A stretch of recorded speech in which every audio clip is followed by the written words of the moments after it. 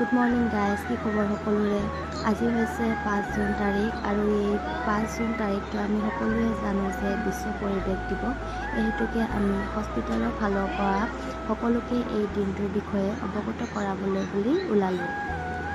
যিহেতু পৃথিৱীখন আমাৰ নিজা নহয়, প্ৰকৃতিয়ে আমাৰ মালিক বুলি আমি জানো।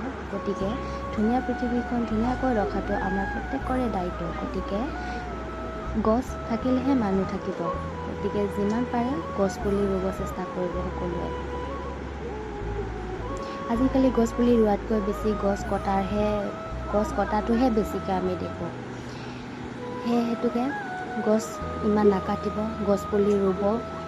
এই প্ৰকৃতিৰ যিটো সৌন্দৰ্য সেইটো ধ্বংস নকৰিব কোনেও।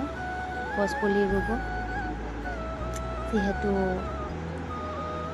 গছ থাকিলেহে মানুহ থাকিব। আৰু এইখিনিতে আজি ভিডিঅ'টো সামৰিছোঁ। কেনেকৈ পালে জনাব, যদি কিবা ভুল হৈছে ক্ষমা কৰি দিব।